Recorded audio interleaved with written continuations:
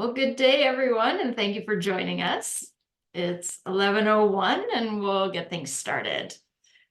I'm Jennifer Kuhl, the Executive Director of the Recycling Council of Alberta, and it's my pleasure to welcome you to the Beyond the Bylaw webinar. Today, we'll be exploring additional measures that municipalities, businesses, and citizens can take to reduce single-use items. There's been a lot of attention lately on single-use plastics and single-use items and single-use item reduction bylaws. This has been at the federal, provincial, municipal, and individual levels. And at the Recycling Council of Alberta, we committed to keeping the conversation elevated on this topic, and we feel we have a great panel of speakers to do just that today. I'd like to start with the land acknowledgement. The RCA resides on Treaty 4, 6, 7, 8, and 10 territories within Alberta. We respectfully acknowledge the many First Nations, Métis, and Inuit whose footsteps have marked these lands for generations. We are grateful for the traditional knowledge keepers and elders who are still with us today, and for those who have gone before us. We recognize the land as an act of reconciliation and gratitude to those whose territory we reside on, and we pledge to continue to protect it. And now I would like to pass the webinar over to our moderator, Alison Avink, a senior policy planner from the City of Edmonton. She has supported various projects for Edmonton since 2012. These include the development of the 25-year waste strategy, communal collection program for apartments and condos, and most recently spearheading the implementation of the single-use reduction bylaw. She holds a bachelor's degree in modern languages and anthropology from the University of Alberta and is currently finishing a master's degree in environmental practice from Royal Roads. In her free time, which hard to believe she has any, she enjoys hiking and camping with her partner, young daughter, and stepson in Alberta's wonderful mountain parks. And I don't think we could have found a more capable and appropriate moderator for today's session. So I'm pleased Alison has agreed to lead the conversation today. So with that, over to you, Alison. Thank you, Jennifer, and thank you to the RCA for having me here and organizing another wonderful webinar. Just before we jump in, I wanted to mention that we are planning to have time for a Q&A after the speaker presentations. So I'd encourage you all to pop your questions in the chat below, and we'll answer as many questions as we can. So I will begin today's session with a brief overview of the problem that brings us here, as Jennifer alluded to. Thanks to the abundance of reporting out there, we're reminded pretty much daily that we're still very linear as a society. We harvest a lot of resources and make a lot of waste. Based on our consumption, it's estimated that if everyone in the world lived like we do here in Canada, we'd need more than 5 Earths to sustain us. And since that doesn't seem to be an option, we really need to find ways to start shifting things. Here in Edmonton, where I work, we estimate about 415 million single-use items are thrown into our garbages every year, which equates to about 1.2 million per day. And just to put that into context visually, this means about 40% of your average street corner garbage can and about 42% of our large litter items that are on the street are actually single-use items. And most of those things will end up in landfill, but are also littered and harm wildlife and the environment and make public spaces much less enjoyable. Very few of those things are actually recycled. In fact, a lot of them are also zero-use items, and they get thrown out without ever being used once because they were automatically included in things like takeout and delivery, and people simply don't need them. As we've become a little more aware of the impacts of these items, a growing number of government bodies, including municipalities across North America and abroad, are passing legislation and regulations to limit them. But as we know, bylaws can be a very powerful tool to create change, but they're only one of a range of tools that we can use to bring about changes we want to see. And today we're going to hear some wonderful speakers talk about non-regulatory initiatives that go beyond the basic concept of a bylaw. The municipalities, businesses, and community members can get involved in to encourage some positive change in our communities. And with that, I will start introducing our first speaker, who is Sean Stepchuk. And Sean is a co-founder and director of Waste Free Edmonton. He's a lawyer, real estate agent, and investor. He's passionate about tackling unnecessary sources of waste and helping build the waste reduction community in Edmonton. Outside of work, he enjoys traveling with his family and learning about different cultures. He spends a lot of time involved with outdoor activities, including hiking, running, kayaking, biking, skiing, and scuba diving. Sean also likes to relax. I'm surprised you have time to relax too, Sean. That's a lot of stuff. Spending evenings at home with his wife, son, and his cat, Blubbers. So at that, I'll turn it over to you, Sean, to get started.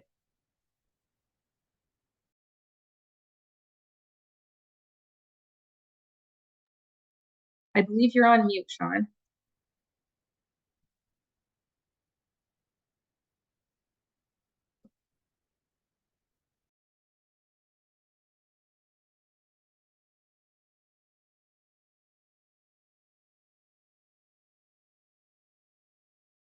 Gotta love technology.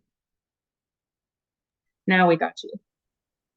Are you able to see my presentation?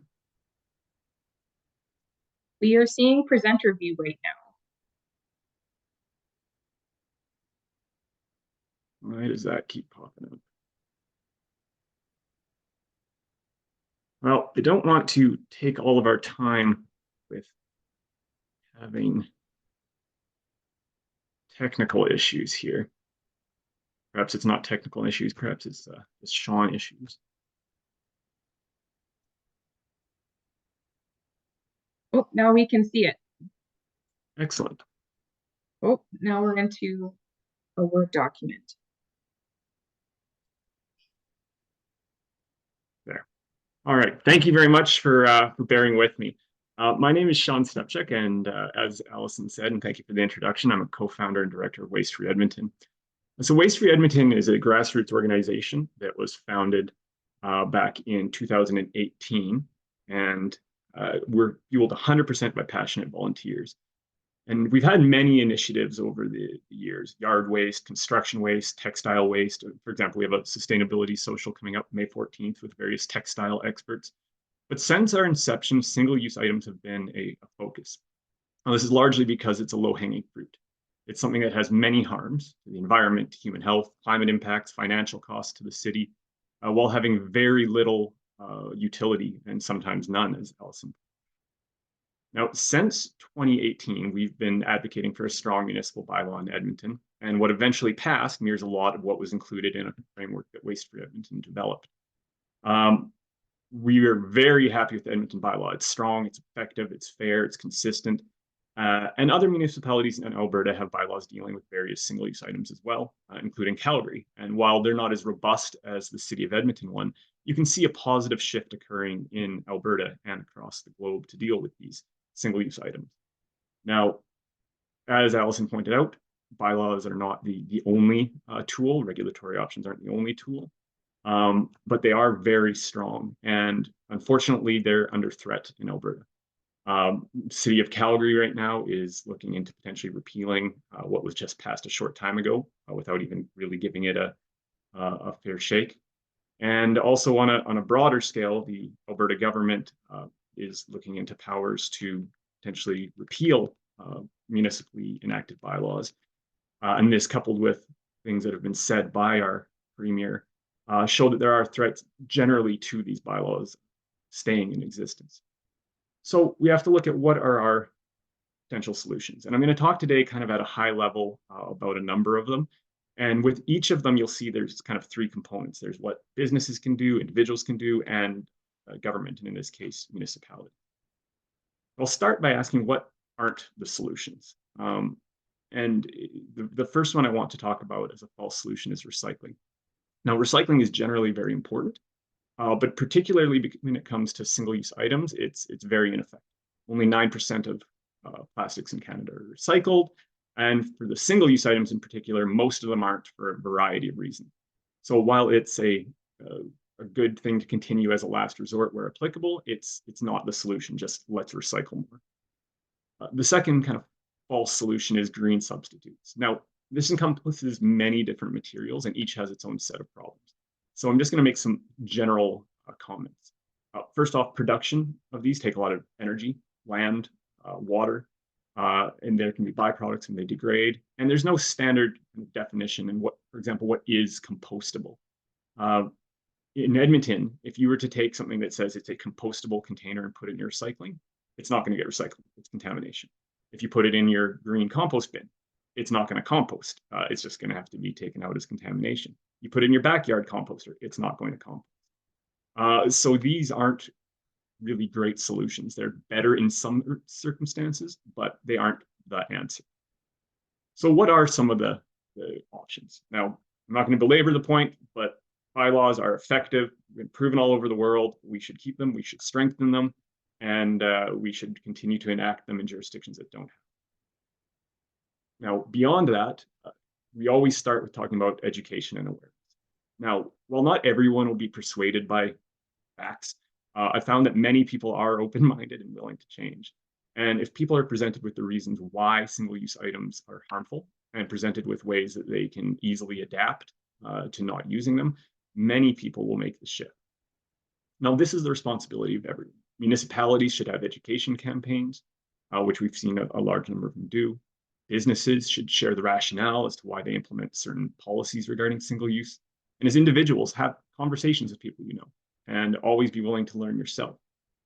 Read the materials that are actually put out by the municipalities. Follow organizations at Waste Free YEG, great one on Instagram, Facebook, and X, formerly Twitter. But those materials are out there. The information's out there. You're doing great by even listening to this this webinar. But take part and learn and help educate. Now, I want to talk a bit about business initiatives. So there's many steps that businesses can take. Even if there's no bylaw in your jurisdiction where they get repealed, still voluntarily implementing what's found in bylaws is important. Edmonton's had some really good rationale for why they've implemented what they have. And so even if your municipality doesn't have that bylaw, you can still enact the same policies within your business. Or you can go beyond. For example, having a system of charging for cups or takeout containers, offering rewards or points or a discount for people bringing their own. Have a leave a bag, take a bag station to help connect those who have an abundance of extra reusable bags with those who may have forgotten theirs. Same thing can be done with coffee cups. We've seen that, especially on a smaller scale with some local coffee shops. Be creative and do what works best for your business and what can work in that setting. And to individuals and municipalities, support these businesses that are trying to make it.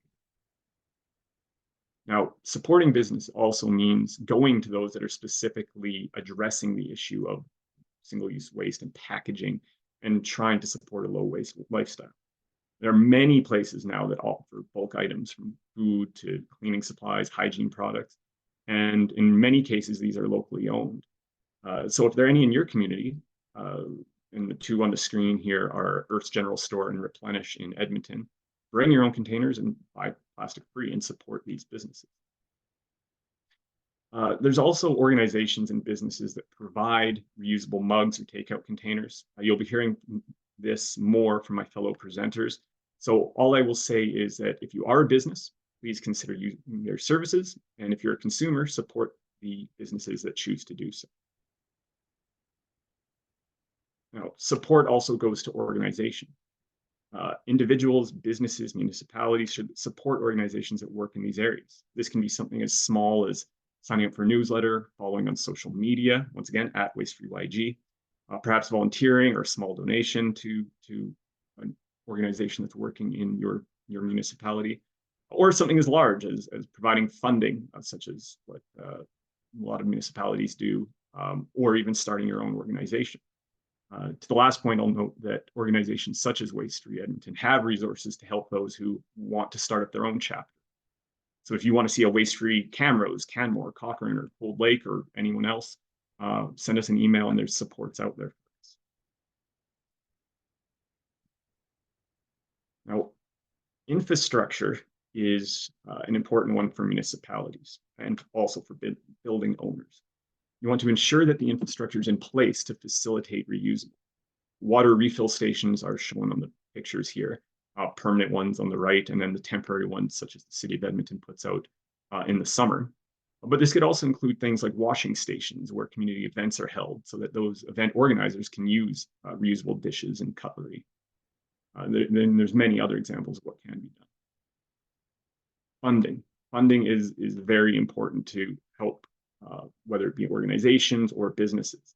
For example, one of the issues that some smaller established businesses have is that they don't have dishwashing facilities in their coffee shop or their small fast food restaurant. So municipalities can provide funds to try to help with this transition. Grants for grassroots and other initiatives. Grassroots put on a lot of things, repair cafes, outreach programs, and municipalities can provide funding for these in your community. And I note that with Waste Free Edmonton, we've been fortunate enough to receive grants from the City of Edmonton. We've also received funding and grants from businesses such as Lush and Jack 59. So that's a great way for businesses to make an impact in your community, is by providing that sort of funding. Another important thing for municipalities to look at is their own procurement practices. They should be leading the way with reusables. This means that in their own meetings, their own events, their own sporting arenas, places that are owned by the municipality, they should be leading the way in making waste reduction practices in place. And then lastly, I just want to talk briefly about permits. Even if your municipality doesn't have a bylaw, or if that decision is taken away by the provincial government, permits are a strong tool that can be used. And there's many examples of how this can be done. I've included a couple on the presentation. But things like requiring festivals to have water refill stations or reusable cutlery, requiring new businesses that want a business license to have a dishwashing facility, that sort of thing. They can use the permitting process. And I just want to have a couple of final thoughts before we go to our next presenter. Plastics are a huge, pervasive. Yeah, that's what I said. They're Probably wouldn't then. They're harmful to wildlife. They're costly to deal with.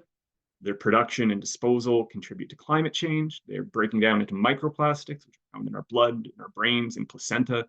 They're a risk for human health. We need everyone working on limiting proliferation of plastic.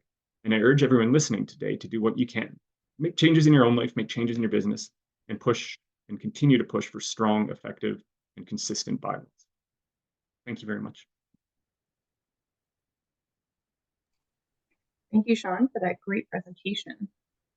Our next speaker is coming to us from Banff. It's Tanya Puhalak, and she is a third-generation Ukrainian settler who works as the community engagement lead at the Biosphere Institute of the Bow Valley on traditional Treaty 7 territory. She's a multidisciplinary researcher, artist, and community worker with a Master of Arts in Community Engagement from the U of A. Tanya is particularly passionate about the intersection of climate justice, genders and sexuality inclusion, and arts-based research in order to explore how we can organize systems and relate differently. Tanya, the floor is yours. Awesome, thank you so much. Hello, everyone. Really lovely to be here and very grateful to be in this timely conversation in Alberta. So as mentioned, my name is Tanya. I am Community Engagement Lead at the Biosphere Institute of the Bow Valley here in Treaty 7 territory. And today I'm going to share some initiatives that we have been a part of as the Biosphere Institute that support circular economy, waste reduction, waste diversion in the Bow Valley.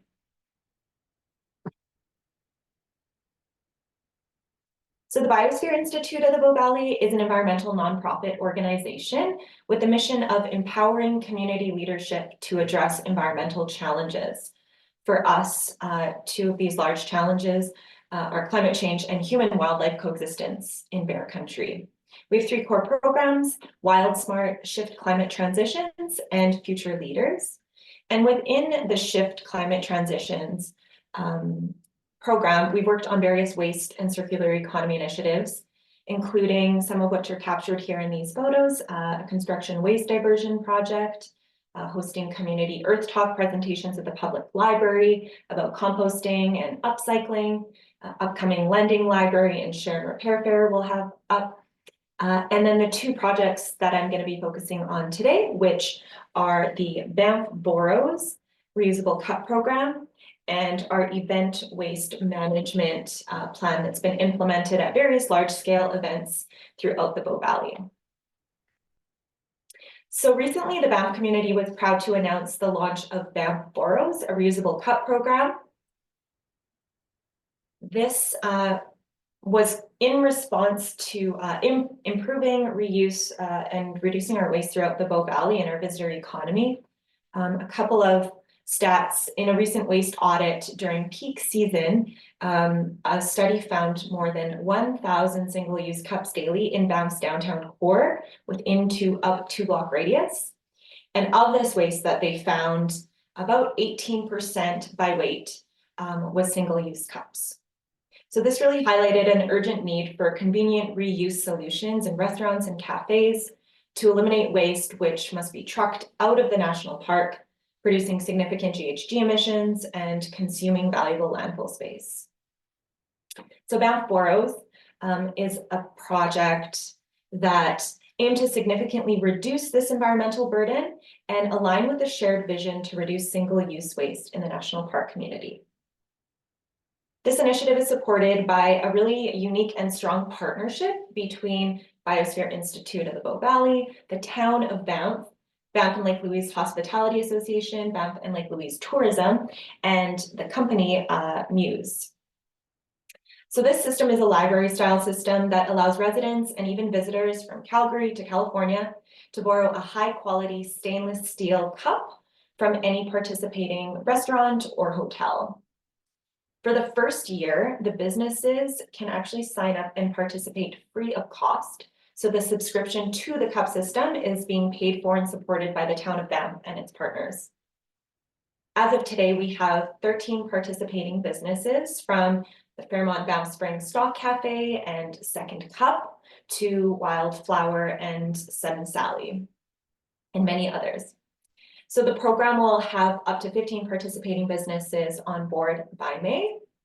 And this kind of pilot phase of the program really aims to demonstrate a proof of concept among the participating businesses. And part of our shared goal among supporting partners is that it will produce learnings for expanding this unique model to neighboring communities such as Canmore and Lake Louise as a means to ultimately scale up reuse in our area.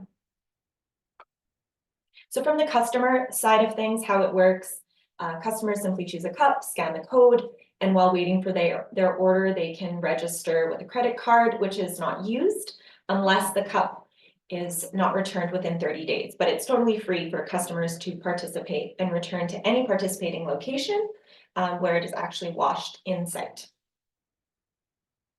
This is also a voluntary program for cafes and restaurants. So within this conversation today, I wanted to just highlight some context that has been helpful in laying the groundwork for this program, including a reusable containers pilot called Banff Isn't Disposable, and a community-based workshop. So within the town of Banff, this program really leveraged the town of Banff's strong municipal bylaws around single use. And without going into too much detail about this, some of their guiding principles included targeting a reuse outcome to avoid the unintended consequences of banning materials specifically like plastic, and ending up with other regrettable solutions like compostable plastics that still then need to be managed. They also really seek to use best practice research to inform a solution that's tailored to the unique local context of Banff's visitor economy. So in 2023 of January, the Biosphere Institute held a workshop in partnership with the town of Banff and with support from our hospitality and tourism associations. And 46 people representing 30 businesses in Banff participated in focus groups. And a couple of the key themes that we wanted to highlight was that there was a strong interest expressed within the focus groups, as long as, interest in a reusable program, as long as there was no cost for businesses and incentives, it would be convenient and have a 10-year vision, long-term, as well as having a coordinated partnership-based approach. They also spoke about having the right timing, having the right containers, which includes durability and having it be long lasting. And then in addition to this workshop, we also conducted a third-party study and through Habitus Collective in Calgary to understand key learnings from research engagements, and also seeing what other municipalities that are already doing this and meeting different PR3 standards and such could support a shift towards reusable cup in Banff, and how we can scale this up further. So one aspect I wanted to highlight today was the community buy-in that we've been working on and social modeling. So important aspect of this work is the community buy-in and uptake of the program, not only from the business side, but also staff and customers in the community. So one strategy was walking the streets of Banff, chatting with people about reuse and waste in exchange for buying them a cup of coffee in a Muse cup, and then working on just chatting about the opportunities, the barriers, and the feelings around this from our community members. Some key takeaways and strengths of the program so far, I think, are the strong partnerships, so including municipalities, hospitality and tourist associations, nonprofit, and on the corporate business side of things as well. Another strength was community engagement and buy-in, not only through the workshop and kind of different pilots of the approach, but also just through visitors and residents and social media campaigns. Another strength is the coordinated approach, and we do look forward to continuing to scale up and hopefully expanding this to Canmore and Lake Louise eventually. And then incorporating a social modeling and different kinds of incentives, including financial incentives. It's been exciting to see that some businesses have really taken ownership over this and even extended financial incentives to the food within their cafes when you use a cup. And really just being a win-win for businesses as well, in that it is free to participate this year in the pilot. And then lastly, evaluation and data driven. And so we're constantly reevaluating and checking in with our data, our reuse, our return rates, and such. In addition to the Banff Forest Reusable Cup program, I wanted to briefly share our event waste management towards zero waste strategy we've been working on at a few different large-scale events in the Bow Valley. So this past year, we have partnered with Canmore Folk Music Festival, the BMW IBU World Cup, or Biathlon, sorry, and the FIS Alberta World Cup at the Nordic Center. So within each event, we had a coordinated approach of green team volunteers and engaging the community on recycling, composting, and waste reduction. So a few of the key aspects of this work were creating proactive plans and expectations with vendors, having a passionate, engaged volunteer team, using educational tools, videos, creating ongoing long-term support and planning year to year is something we're continuing to work on. And throughout this process, really, we're looking at piloting more reusable systems within it and further supporting it across different events throughout the Bow Valley. We've really found that some of the strengths of this approach have been the community engagement aspect. So we find that when a volunteer is hanging around resource recovery centers, when people come up, they would be a lot more mindful about their sorting and rather than just mindlessly tossing their waste wherever. We also saw ripple effects in our community from volunteers afterwards, taking initiatives in their own condo buildings and improving sorting after the fact. So we worked with our partners called Carbon Zero Consulting in Ontario to measure the waste and document the resulting GHG emission reductions as a result of these initiatives. So this is just an example and a sample of a waste breakdown at one of the Nordic Center internationally attended events. And so what we were able to do is weigh each waste stream and calculate not only the waste diversion rate, as opposed to everything going to landfill, and then further the percent emission reduction relative to the 100% landfill scenario. And so far we've seen pretty great success and continue to expand this program. So similar to the other ones, some of the strengths include partnering, setting expectations with vendors in advance, having a coordinated approach among different events in the Valley, and then having the strong community and volunteer engagement throughout the events as well. And then lastly, we found it really important to also have the calculations and kind of that hard data around how we can do better and what our strengths are so far. So yeah, I think just in conclusion, we're really excited about the shift in reuse and culture of circular economy in Alberta, and we hope to continue to help move the needle and do our part here in the Bow Valley, and look forward to further discussion here today. Please feel free to reach out or visit our website for additional resources and conversation around this.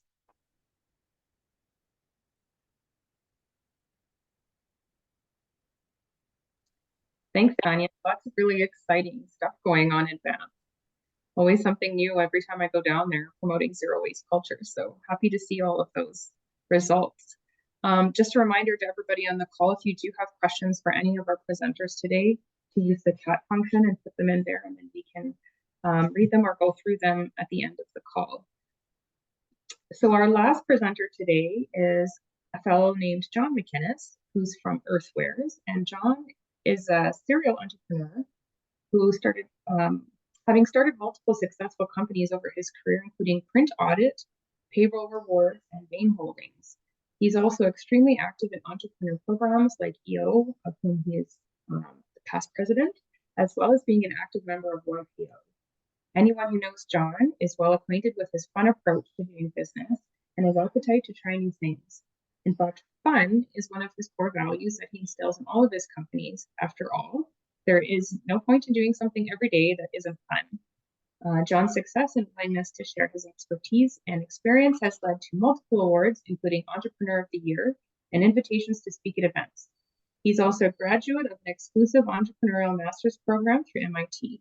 A family man, his passions range from skiing with his son to traveling to exotic places to cram in as many experiences and adventures as the world has to offer. Please take it away, John. Thank you, Allison. And thanks very much to the City of Edmonton and everybody that's putting on this presentation today, Recycle Council of Alberta. Those were great presentations before, so I'll be quick and I'll try and get the Earthware story across for everybody. As Allison mentioned, I've been involved with many businesses over the years, and a couple of them have been very environmentally focused, and we've had great successes with them. And this one is really interesting because I'm kind of that guy that walks down the beach and picks up garbage on the beach and paths and pathways, and I hike all summer long. And I guess my passion is that I hate garbage. I hate seeing it out. And really that's why Earthware is here, is because everybody that is involved in this company and everybody that's working with us, it's definitely a dislike of garbage. You got an idea earlier from Sean about how big this is and Allison, how big this is. In Calgary, we're tossing out about 2.4 million takeout containers a week.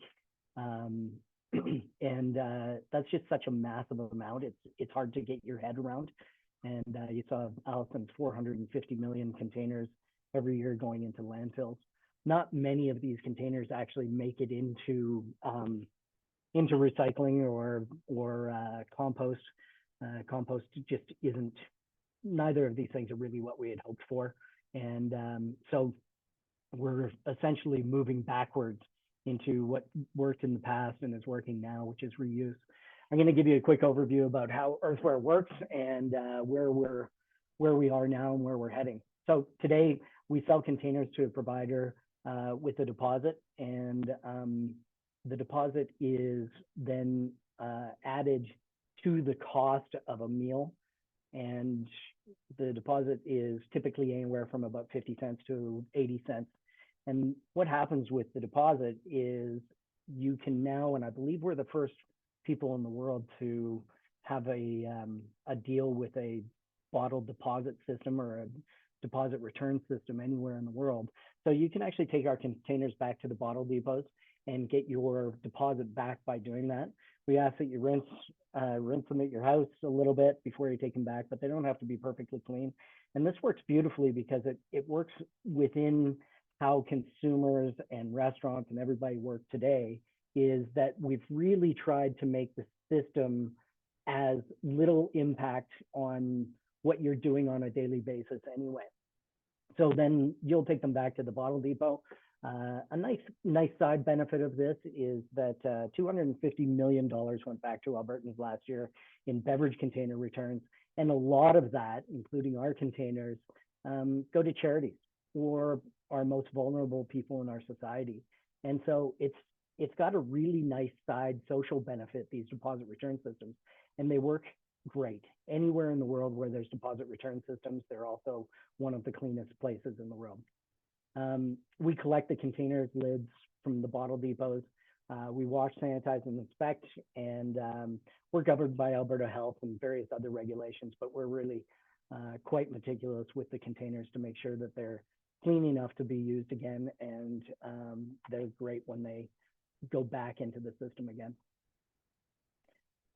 This is an interesting screen, and I probably won't go through all of it, but I do want to point out that we're in Calgary right now. We're expanding, well, we've expanded to about 8 surrounding cities and towns, and we're moving up the highway towards Edmonton this summer. But you can see that we actually took a fall back in April, and a lot of that had to do with the single-use bylaw that was released in Calgary. There was a fair amount of minority of people that were highly vocal about it. And mostly it had to do with the 15 cents for the bags. But what happened to us is we had a lot of our customers or potential customers say, well, if they're not going to pay 15 cents for a bag, they'll never pay 50 cents for a takeout container, which just wasn't true. In fact, everybody really likes our service. We've never had any complaints, and consumers don't mind it at all. But it did cause us some grief. So it is interesting how politics can affect, especially bylaws and things like that. But I do agree with people like Edmonton and Banff, where they're moving forward, because essentially any sort of derision towards these disappears really, really quickly. Also, as I mentioned, we've got a world's first agreement with a government-regulated deposit return system. So we're excited about that. Even with the setbacks, we've stopped hundreds of thousands of containers from going into landfill, and we're really excited, and being garbage on the street. So we're really excited about that. 2 additional provinces, when we're able to expand, will accept earthware containers and their deposit return systems. And as I mentioned before, we're really excited about the thousands of dollars that we've given back to consumers. Now, we don't know if they're charities or people that are vulnerable, but most likely, based on the statistics for bottles and cans, they are. And since Allison is hosting this from Edmonton, when we move out there, we've got 21 restaurants and food service providers signed up in Edmonton for when we're able to get there. So we're excited about that, and you can see that on our map. Our goal is to show the world that reusable containers can be used as conveniently as disposable containers. And so what we've tried to do is require the least change for food providers and the least change for consumers to fit into what they're doing today. And so our system is technology free. And that's just for our feeling about that is because we've got this depot system that's so well used, and we can include everybody. So there's no need to have a phone. No, most people have them. There's no need for the technology. It just works the way it works with bottles and cans. And we love that piece. We collect a lot of data with the Depot Association, and we provide that data to the public as it becomes available. So trust is a key to this. And trust, of course, not just with the washing, but also with everything that we're doing with the handling of the containers, where they're washing them, bring them through the bottle depots. All those sorts of things really need to be trusted for people to jump on board. And so we've spent a lot of time, and as I said, we're under the direction of Alberta Health. They inspect our facilities quite often. And in fact, they're looking at us possibly to start supplying them. So that's very cool. Volume is key to make this work. And so in our case, what happens is it's not a program where you opt in. The restaurants and the food providers actually switch their containers to us, and they just provide them to you, which means that our volumes are typically much higher than anybody else. And it makes it easier for restaurants because we can serve them through Gordon Food Services and others to just switch their containers. Return rate is growing every day. Because we're using a back-end system, there's still a lot of education, but we see the return rate, we're up to about 24% now, and every month it grows, and we're pretty happy about that. And of course, we track lots of environmental metrics. You can see risks and mitigations here. I'm not going to go much into it, but really our biggest one is resistance by food providers to pass on a deposit to customers. And that really was quite apparent with the bylaw in Calgary, causing people to sort of double clutch on this. But since, and as it always is, there's complaining to start off with, but our pipeline is now fuller than it's ever been. And we've got large organizations looking to work with us.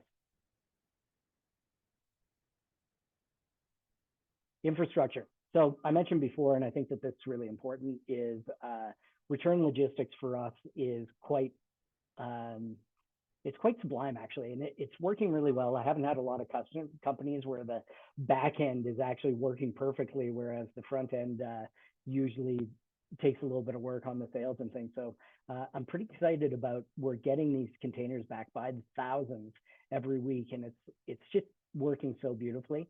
And we've proven that it's so easily integrated. And I think that that gives opportunity for more things in the future. I hope we're just the nose of the dog for other things that can be returned through these deposit return systems. Facilities. Wash facilities is interesting, where we start off washing our own containers. We've found a real opportunity, and we're working with Vacova in Calgary to work with local charities to build wash facilities for their constituents. And so essentially, so take Vacova, for example, underemployed people who have trouble finding jobs because of various mental disabilities or whatever. Wash facilities are perfect for them to work in. It gives them a career, gives them something to do. It works within their abilities, and it's a revenue source for these charities. So we're actually going to start paying with these, and I'm hoping in the future that we get the first one up and going in Calgary in the next few months. And of course, deployment logistics is really important. We use existing distributors to get these containers out, similar to how people are buying today. So as we move forward, and what I'm excited about is Alberta has been, for the most part, really embracing of this. I think that as I said, bylaws do help. There's just no doubt about it. In Edmonton, we've got a lot of interest from fairly large organizations that are going to reduce by hundreds of millions, reduce containers by hundreds of millions over the years. And that has to do with the bylaw. And in Calgary, we just have a nice groundswell of restaurants and food providers, and really some institutional providers that want to do this because it's the right thing to do. So our primary focus, Calgary and Edmonton, moving up the highway. That's approximately 4 million people that we'll be affecting by the end of this year. And we'll stop millions of takeout containers from entering landfills or becoming garbage streets. And this wonderful, great side benefit of money going to consumers, charities, and society's most vulnerable people. It's not going to make anybody rich, but what I'm excited about is it might mean the difference for some people between being able to eat that day and not being able to eat. So that's the end of the presentation. I'm sure you've got lots of questions. I hope I was quick enough to give you an opportunity to ask. Thank you for your time today.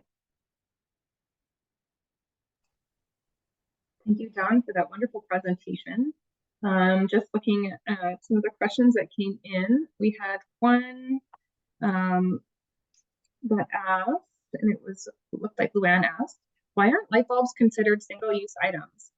I can take a stab at that one, but does anybody on the panel want to chime in on why light bulbs aren't talked about as single-use items? Yeah, when I'm referring to single-use items, and what we're talking about is normally something that is designed specifically to just be used once. Oftentimes, if you're talking about a straw or a plastic cutlery or a shopping bag, just for a matter of minutes, and then it goes immediately into the disposal stream. Whereas a light bulb, there's obviously issues around anything that we use in terms of what it's made out of, how it's disposed, how long it can be used for. But when we're talking about something that can be used for years, it's not really considered generally within what we consider single use. Yeah, thanks, Sean. And just to add to that, I think we tend to focus on convenience items like foodware because right now in the market, there's also a lot of readily available reusable alternatives. So like John just did a presentation on one of the alternatives, but there are others out there that can easily replace a single-use straw, a foodware item. Whereas lighting is a little bit different, and as Sean alluded to, obviously in a circular utopia, we'd have more circular lighting solutions where a company could do something like sell light as a service instead of asking consumers to go to a store and buy infinite light bulbs and find ways of disposing of them. And you can think of things like modular design. I think Philips Lighting in the Netherlands has a test going with circular lighting in the airport in Amsterdam.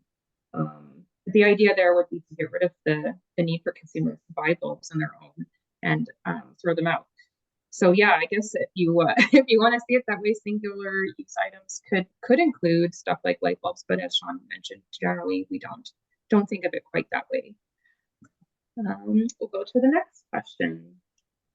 Do bottle depots sort and store containers separately, and then Earthware picks them up and transports to their facilities? So John, I think this one is for you. Yeah, so the answer is yes, they sort and store them separately.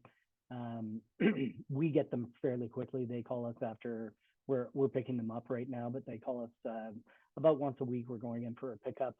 The containers are actually fairly clean because they are rinsed typically. The bottle depots also are kind of our front line on inspection. And we love this about them is that if a container is broken or too soiled, they just won't take it because of course they don't want any mold growing on them. We don't want it. So they will send people back and say, go rinse it, bring it back. So that's a great first level. But the answer to your answer is they do sort them separately. And John, I think the next one is also more directed towards Earthwares. Is what kind of plastic does Earthware use? Is there any risk of plastic breakdown? Microplastics coming off the containers during that many reuses? Yeah, I mean, so we use polypropylene number 5, and the reason for that is, well, I'll start off with plastic is a great human invention. It's our relationship with plastic that is terrible, and so in the single-use world, it is a terrible use of it, and there's just so many examples of it. You know, one of the things that I've said about this company, and I'll continue to say it, is I do believe that the containers will be a continual iteration. The thing about the plastics today is that they are readily available. Plastic's easy to make, and I'll get to your question about microplastics. So I'm not a scientist, so whatever I say, take with a grain of salt. But when you really think about containers, the best thing in the world, I think, is a ceramic container. That's my coffee cup that you can't see because it's not showing up, or a glass container, but they're very hard to get through the system. And the glass is extraordinarily expensive compared to a plastic, right? And so it's for us to have a balance of the economic benefit. Restaurants just aren't going to pay more for these things. That's the key. And it's a little bit dangerous today for them to go through the system as it is. So we're actually working with SAIT. We've got a great grant with SAIT to try and come up with better materials. And in the future, as this grows and the volumes grow, we'll be able to keep investing in better containers. Now, for the microplastics and the breakdown off of the washing them, it's similar to, I think, a single-use package today. One thing that you'll notice on all single-use plastic packaging is they say it's microwavable. Don't put your food in plastic in a microwave, even your Tupperware containers at home, because that's the biggest breakdown of where these plastics come out, from what I know. And that's kind of the extent of my knowledge of the breakdown of these things. Thanks, John. It looks like we've got a lot of questions coming in for you today. You're very popular. In the event that a consumer does not choose to return earthware to a bottle depot, could they be recycled in most local municipalities? Yeah. So the containers today are polypropylene number 5, which is the most recycled and recyclable piece. Now, what happens to it after it actually goes in the bin is likely in the city of Calgary, there's a good chance it is getting recycled. And in Edmonton, of course, not the idea behind it. We want to get them back and use them again. But if they do go in the bin, which we suspect a lot do. The other thing that we know is being done that is really tough with our return logistics is, I can't tell you how many people say, oh, I just keep your containers at home and use them myself because they love the containers. And so they just keep being used and used and used, which is kind of cool. Okay, John, earthware, how can a small company join your business? Sorry, what was the question? How can small companies join your business? Yeah, so depending on how the company is, we sell these very similar to the way single use gets sold now. And so it's just you can go online and buy them off of our website. The way that it works is typically you will charge a large portion of what we've sold them to you for with the deposit.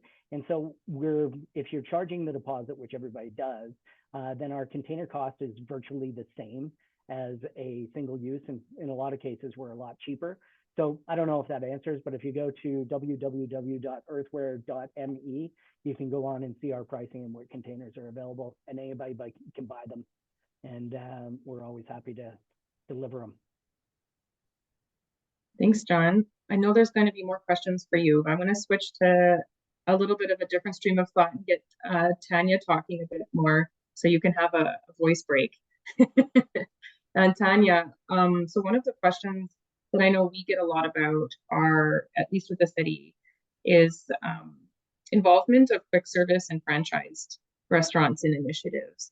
So with the Cup Loop and Cup Share program that Banff has going on, can you talk a little bit about the experience of engaging with those more corporate companies versus the mom and pop shops, and like visual identity and branding, and how that discussion went? Yeah, absolutely.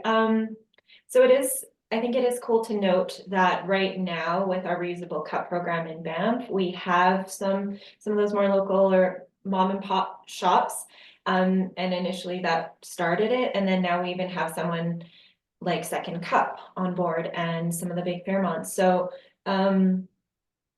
yeah, I think one of the key pieces that we were focusing on is how do we keep our return rate as high as possible, because that is really key to success of the program.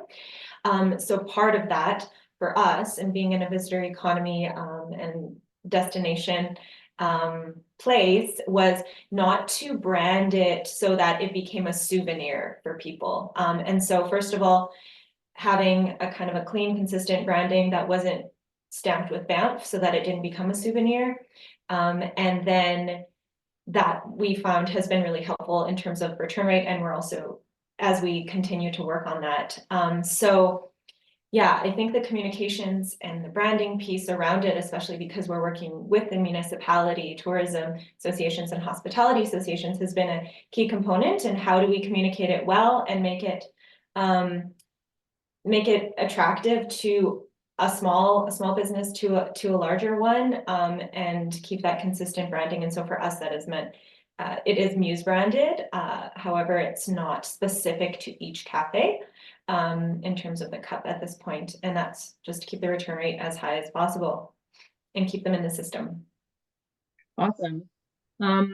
Also, just as a follow-up to that, with this voluntary cup program, you've already got a fair number of businesses signed up. Do you have any idea of what the impact is so far, or have you been able to measure anything so far?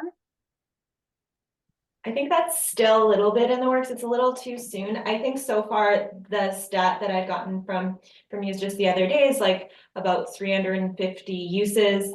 There's been about a 95% return rate as according to their system at this point, but we're still sorting out the data and kind of really working on that community uptake, higher customer usage at this point. But that's kind of where we're at, and we're really excited to have 12 cafes and restaurants on board, and as I mentioned, the goal of 15 to May, and really that coordinated approach will really strengthen all of this as it becomes more common for people to use and more familiar. Yeah.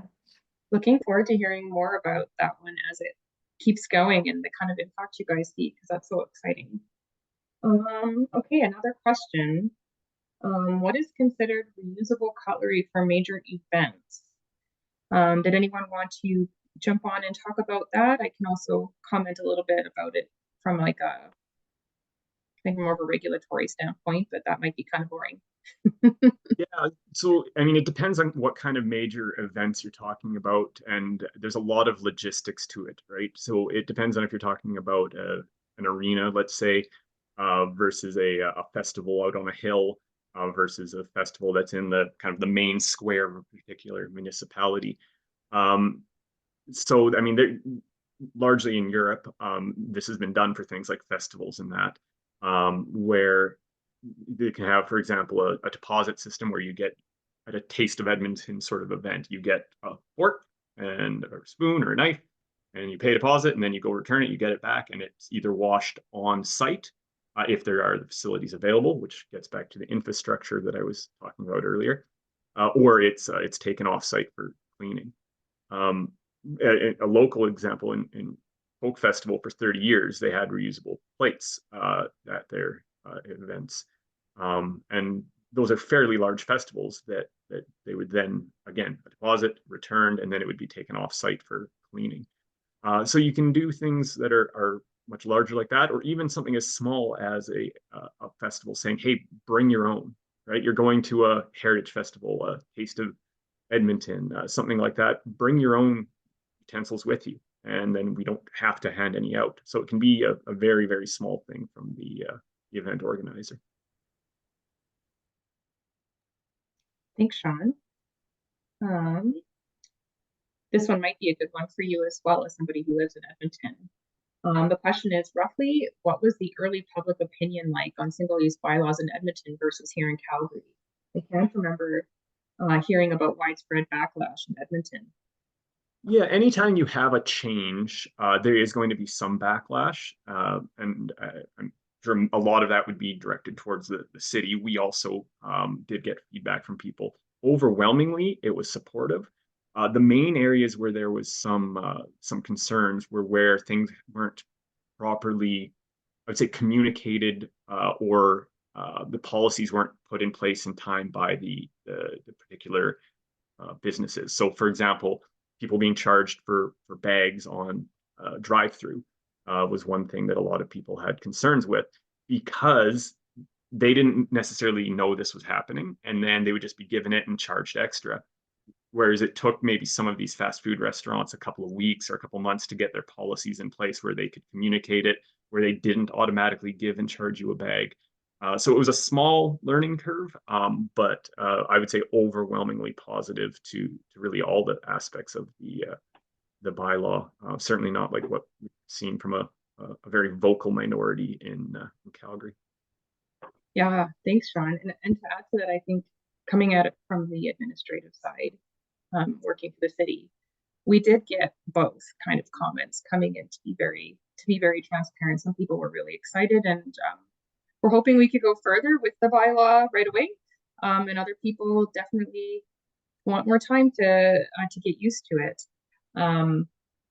Particularly, I think the bags in the drive-through thing was probably the hottest topic here in Edmonton because it's such a convenience service, and we've really built a convenience-based lifestyle for ourselves. And so anytime we challenge that convenience-based lifestyle, there's always this huge learning curve for folks who are not used to being asked those kind of questions in a drive-through setting. So inconvenience definitely was one of the top comments. But having said that, it has gotten a lot quieter recently, as I think people are starting to adjust to this sort of new norm, and people are getting used to bringing their bags. So we're getting comments from our city councilors that people are noticing there's less stuff around, and that people are bringing their bags into to different establishments. So this is all really positive, but of course, change takes time, like everything else. Okay, next question. How did Banff decide to go as Muse as the reusable cup provider over other options? So this would be for you, Tanya. Yeah, absolutely. So we had a third-party study that was conducted in order to determine that, and some of the things and reasons why Muse was chosen was because there was no deposit, so it's like the library style system. They wanted a highly durable option and found that would be best, particularly if it lasts a long time. As well, this was able to have a decentralized wash system. So yeah, a couple of like in terms of Muse, the cups should last about 5,000 rotations, and some of their cups already have 200 uses, and they can be refurbished and then put back into the system.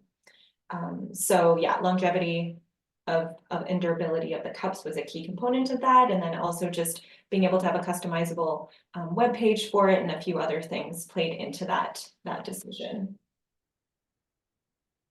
I think it's always kind of, and just to add to the cutlery conversation as well, it's just constantly this evaluation of the life cycle analysis, how many uses, and when is that break-even point going to happen. And so we've really tried to move away from even like compostable cutlery and those sorts of things, in that they don't really add much value to compost, and still require different emissions. So depending on the different materials, there's a lot of really interesting breakdowns of those break-even points, and depending on the context, what is the best solution.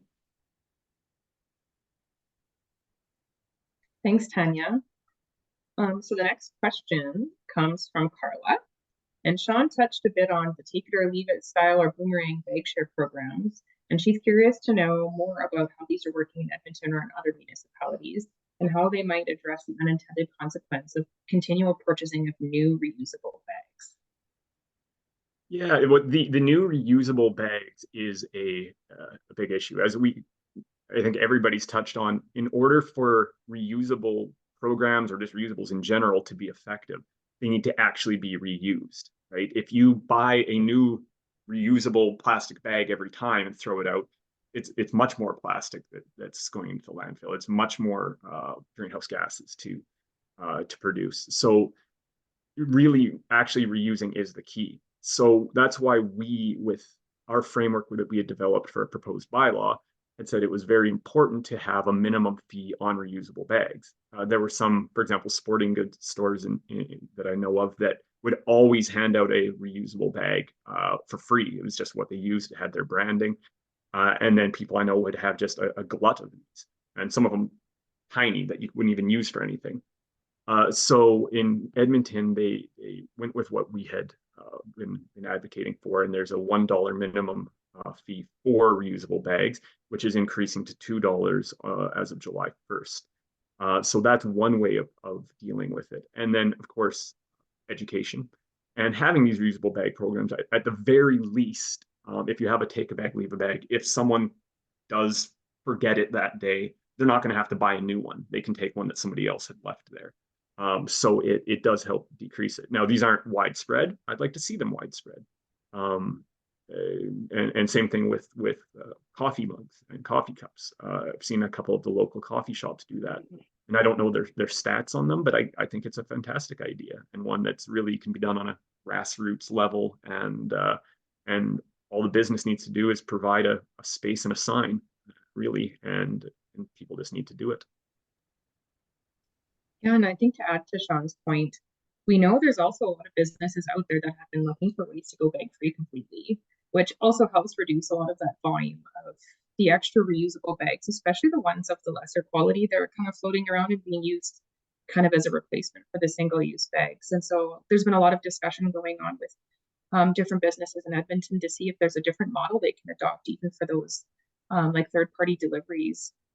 Some of the grocery places have started going to like having reusable bins that they drop off and pick up, and a little bit more on that subscription style service. So there's some exciting things coming, but I think for consumers, especially challenging business owners to think differently about how to do things without bags would be a really cool idea for a way to get involved that doesn't involve necessarily needing a bylaw to mandate the fees, which is kind of the direction that this conversation is intending to go today, because we know bylaw fees, like setting fees, do kind of help to create some of that incentive or disincentive through a program and overcome some of that apathy that people have over purchasing a bag. But there's so many more things we can do by just asking businesses directly to offer their services differently, which I'm not sure a lot of people really think about, to be honest. That's such an easy way to do it. Yeah, agreed. Trying to get some of these extra bags out of the system is still a challenge, especially when people are used to having a bag given to them all the time. It's going to take a while to change some habits. Okay, next one. We have a question saying, how can we make funds for a new recycling idea? And I'm guessing this is around like a startup or a grant program, but if you can comment, or I don't know if you can unmute yourself and give us a little bit more context on that, it might make it easier. Hi, I have a small company. We are working on recycling. My background is plastic polymer engineering, and I studied environmental engineering in Edmonton. We have some recycling ideas. And we are sure that 100% we can get results. But we're looking for some fund. How can we make funds to just publish our idea and then make profit for the public? I actually contacted some systems like EPCOR. They said as far as we don't have any guideline, we can't fund and make fund for this kind of ideas. What other companies or institutes we can contact to get funds for such scientific ideas? I have a team of professors at the University of Alberta, and we would like to just publish our scientific ideas about recycling and have a license for our own business.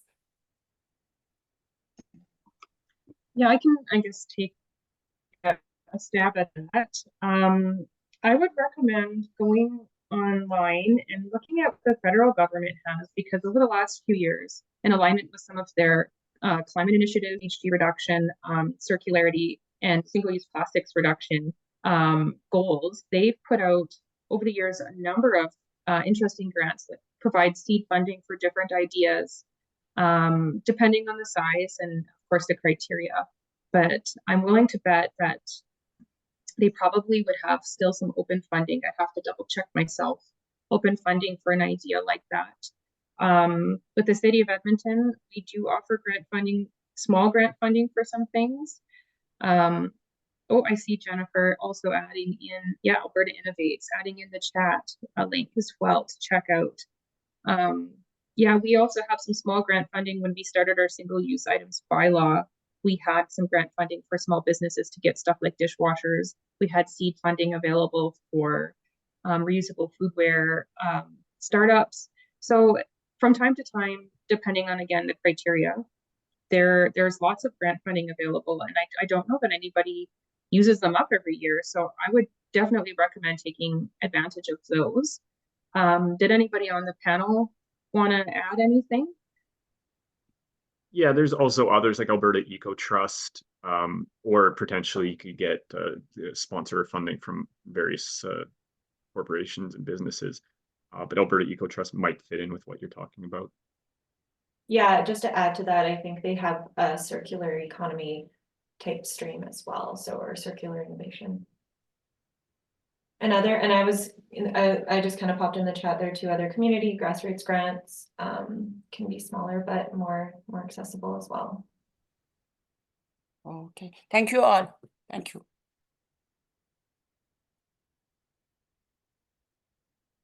Just looking to see if we have any other additional questions.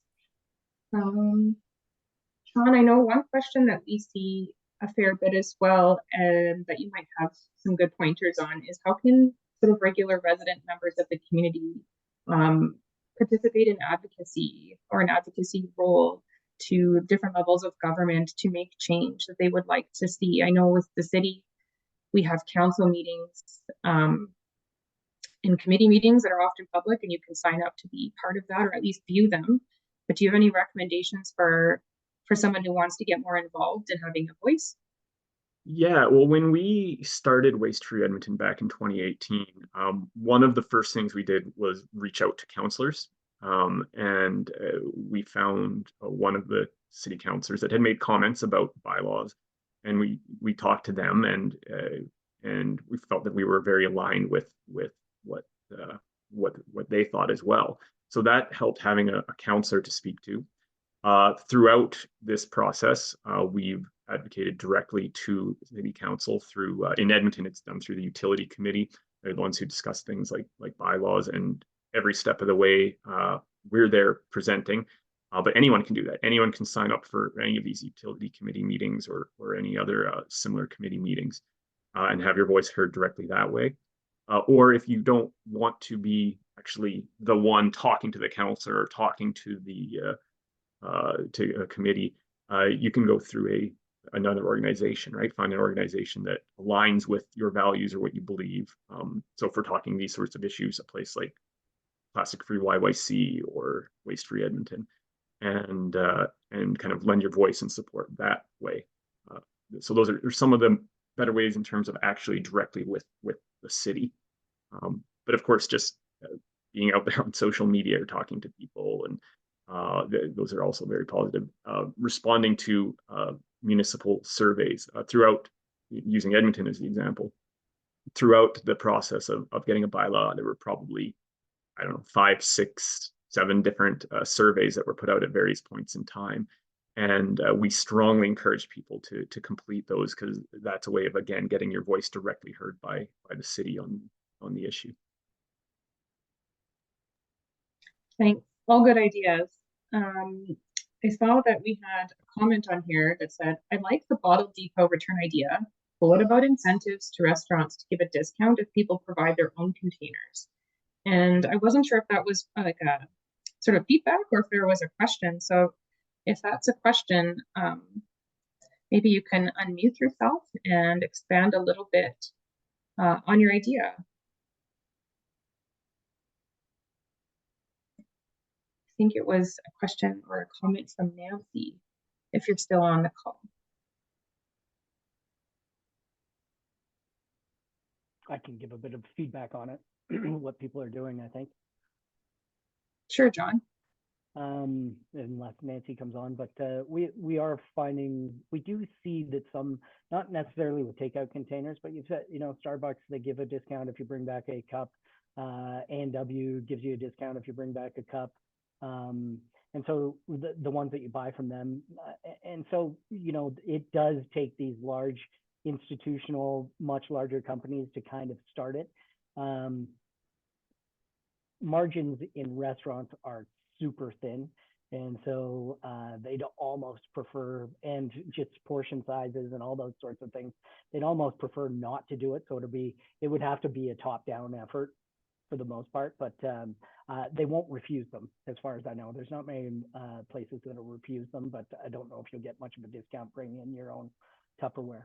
And I also wanted to add on the branding side, which was interesting. You were talking about the branding before. What we found with larger, so QSRs, quick service restaurants, and those sorts of things, is some of them are buying their own cups with their own branding, the reusable cups, and then they'll use a wash service. Like, we've got a wash service that's available. Instead of having to put in the infrastructure to put in their own dishwashers, because it's not always possible space-wise and also employee-wise. And so there is an option for them to use their own containers and use people like us to do just the washing for them. And that's kind of a benefit, because with a lot of these larger organizations, they believe that the branding, and they're probably right, is most of the value of the company. And so they like to see that. We're also finding with smaller organizations that want branding, we point them towards how to buy dissolvable stickers. And so they can put actually dissolvable stickers on our containers, and a lot of them do. And as soon as it goes through the wash, these things disappear right away. So there are branding opportunities for those people that want to keep their brand while doing the right thing. And John, while you're talking about working with brands, maybe you want to touch a little bit more on what the sort of cost savings or cost difference opportunity would be for a business looking to maybe make a switch to reusables, and they're currently buying single-use items. Like, do you have a sense of what that like life cycle cost analysis might look like for a business?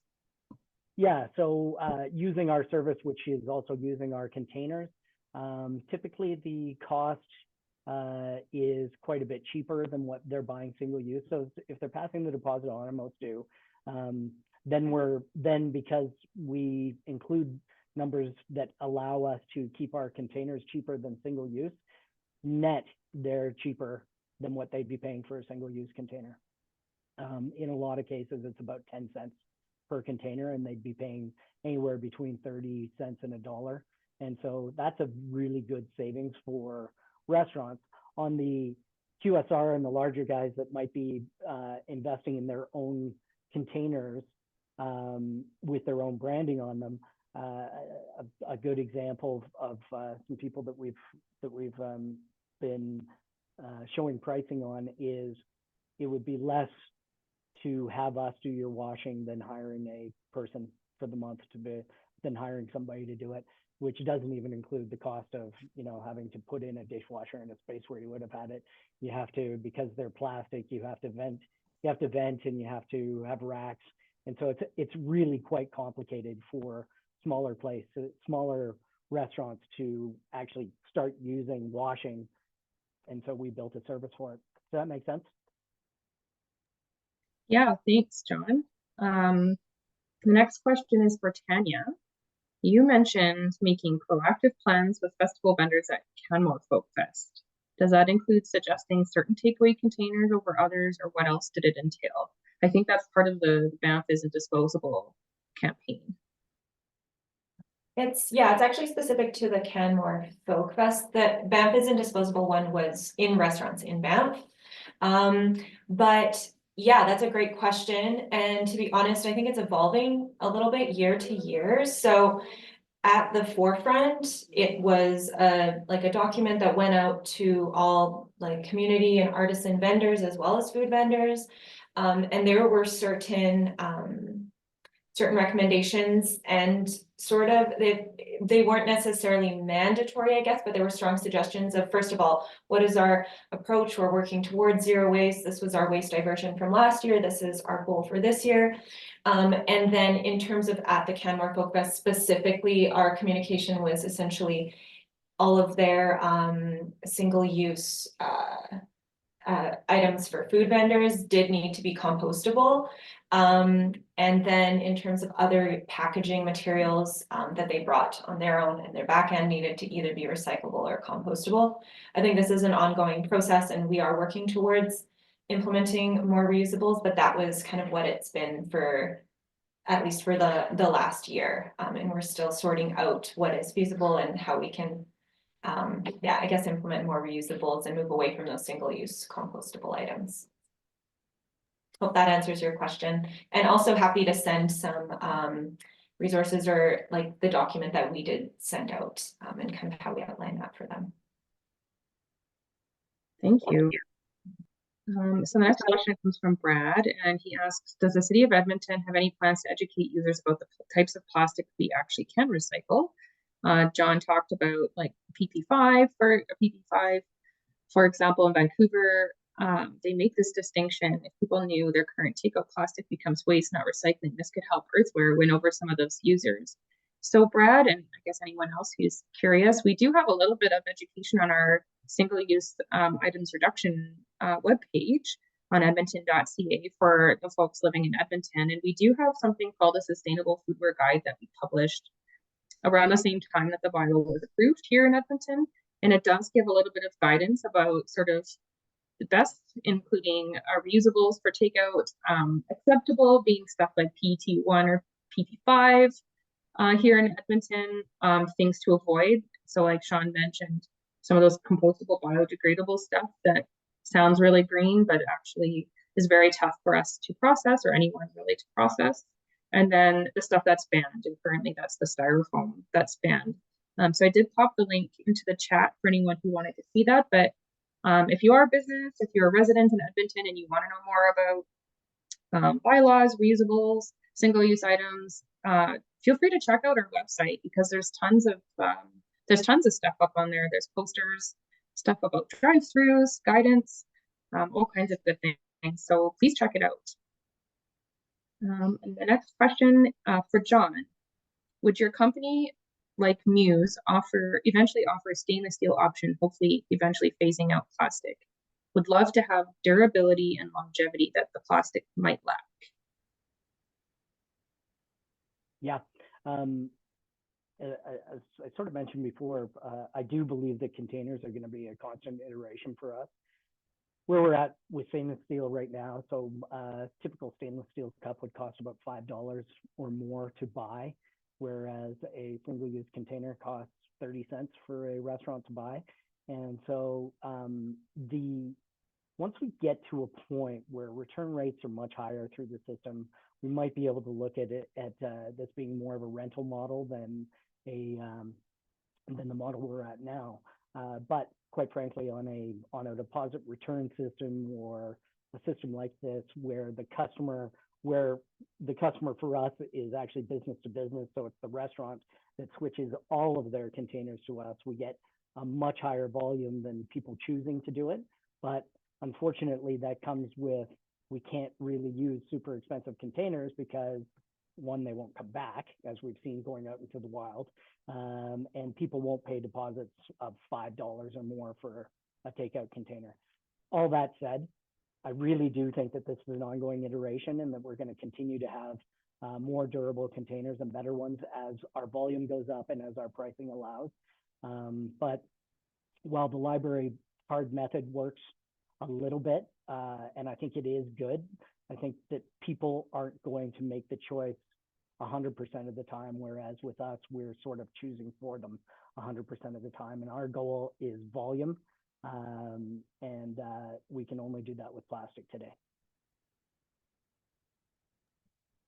Thanks, John. I'm just looking at the time. We're getting close to the end of our time slot for today. So I don't see any more questions in the chat. So this is sort of a last call for questions for any of our panel members, or I guess for RCA or myself as well, before we I guess break for lunch and let you all eat your lunches.